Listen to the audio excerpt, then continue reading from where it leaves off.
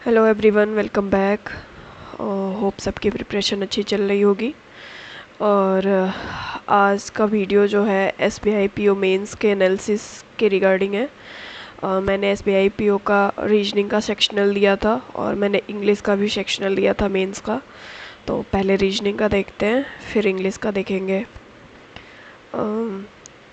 यहाँ पे मैंने 23 स्कोर किया है और अटैम्प्ट मेरे 18 थे, जिसमें 2 गलत हो गया है। मुझे ऐसा लगता है कि और अच्छा स्कोर कर सकते थे, क्योंकि इसमें क्वेश्चन थे, डुएबल क्वेश्चन थे और भी।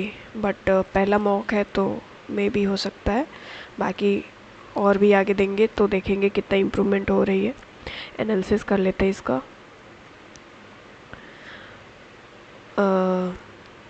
फिर भी इसमें 85 परसेंटाइल रहा है मेरा। और मतलब देख के लग रहा है कि टाइम है, अभी इम्प्रूवमेंट किया जा सकता है और भी। और 90 परसेंटाइल तक पहुंचा दो तो फिर मतलब हो जाएगा, एक सेफ जोन में इंसान रहेगा। बट मेरे को ऐसा लगा कि थोड़ा सा ये इजी टाइप का लगा। वैसे अटेम्प्ट भले मेरे ज़्यादा ना हो, वैसे मेंस में बहुत ज़्यादा अटेम्प्ट नहीं हो पाते हैं, आप सबको पता होगा जो भी दिया होगा। बट ऐसे क्वेश्चन नहीं आता ये। मैं पहले दिखाऊँ वन लाइनर में आपको। इस टाइप के क्वेश्चन तो नहीं आते हैं ना यार। मैं मतलब मे बी आपके शिफ्ट में आया हो, बट मेरे शिफ्ट में तो नहीं आया एक भी बार, क्योंकि ये तो स्कोरिंग होता है। इस टाइप के ये वाले आते हैं, ये वाले तो मेरे भी शिफ्ट में आए हैं। स्टेटमेंट्स, डाटा सफिशिएंसी का कह सकते हैं, कह नहीं सकते वही है। बट ये सिलॉक्स वाले तो मुझे नहीं मिले कभी भी। आप में से किसी को मिला होगा तो कमेंट करना। मुझे ऐसा लगता है कि ये क्वेश्चन नहीं आता है। और मैंने एक ये पजल अटेम्प्ट किया जो कि बीआर पे भी था बेस्ड, और इसको फ्लोर और बीआर दोनों था इसमें। इसका मेरा हो गया था सही। बट ये लास्ट में मैंने कर तो लिया था, बट मैंने ये बस ध्यान नहीं दिया था कि वाई और टी दोनों सेम फेस, दोनों का फेस सेम है, जिसकी वजह से ये थोड़ा गलत हो गया है। और इसकी वजह से मेरे 3 क्वेश्चन जो हैं वो रह गए हैं। अदरवाइज़ ये गलत भी नहीं होते, क्योंकि मेंस में एक्यूरेसी बहुत अच्छी होती है। टाइम ज़्यादा होता है, क्वेश्चन कम करना होता है, तो एक्यूरेसी अच्छी होती है। और ये लास्ट मतलब अभी मैं दिखाऊँ कि मेरे को इसमें बहुत टाइम लग गया, 10 मिनट लग गया था। और लास्ट चल रहा था, लास्ट मिनट मतलब मेरा ये लास्ट क्वेश्चन था। तो बस मेरे को लगा कि बस आंसर कर दो, हो गया है, सही हो गया है। मैंने रीचेक नहीं किया, इस वजह से गलत हो गया। बट थोड़ा टाइम रहता तो हो जाता। पहले वाले भी पजल में 10 मिनट लग गया है। तो अब मेरे को मतलब मेंस में ना मेरे को ऐसे पजल अटेम्प्ट करना ज़्यादा आसान लगता है कि मैं इनपुट आउटपुट अटेम्प्ट करूँ, कोडिंग अटेम्प्ट करूँ। ये मुझे कुछ ज़्यादा समझ में नहीं आता है, इस वजह से मैं पज़ल ही अटेम्प्ट करना प्रेफर करती हूँ। और मैक्सिमम पज़ल हो गया, और वन लाइनर में मतलब जैसे ये सिलॉक्स हो गए या फिर ये डाटा सफिशिएंसी हो गई, इसको करने के बाद हाँ बीआर के भी क्वेश्चन आते हैं, शायद वो भी रहा इसमें, ये भी रहा। तो ये अटेम्प्ट करने के बाद मैं पज़ल ही मैक्सिमम टाइम अटेम्प्ट करती हूँ। उसके बाद से फिर ये स्टेटमेंट वाले जो होते हैं क्रिटिकल रीजनिंग के, ये वाले कर लेते हैं। लेकिन ये लास्ट में रहता है कि अब मेरे पास कोई क्वेश्चन नहीं बचे हैं, उसके बाद से मैं अटेम्प्ट करूँगी। बट अभी तक थे अच्छे खासे। But S P I P O को तो मुझे पता नहीं है, बट अब में से जो भी दिया हो मेंस, थोड़ा कमेंट करना कि इतने सारे मतलब इस टाइप के वन लाइनर क्वेश्चन आते हैं क्या। वन लाइनर नहीं कहेंगे, बट फिर भी ये कुछ ज़्यादा इजी नहीं हो गया। तो ऐसे आ जाए तब तो ठीक ही है यार, बट आते तो नहीं है। क्योंकि मैंने क्लर्क वाले के मेंस में भी मैंने इतने सारे वन लाइनर क्वेश्चन नहीं देखे हैं। डाटा सफिशिएंसी आ जा रही है, बी आर आ जा रहा है, सब मतलब एक आता है। 2 से 4, मैक्सिमम 4 क्वेश्चन तक आएंगे, कोई भी एक आ गया इस टाइप का। बट हो सकता है कि मेरे शिफ्ट में ना आया हो ऐसा। और तो जिसके शिफ्ट में आए हो बताना कि नहीं ऐसा ही आता है।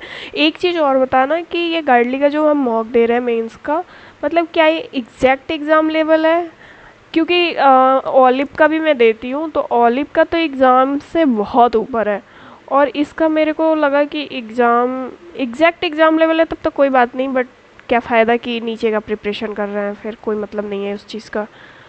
और अभी मैंने इंग्लिश का भी दिया था, मैं उसका भी आपको दिखाती हूँ।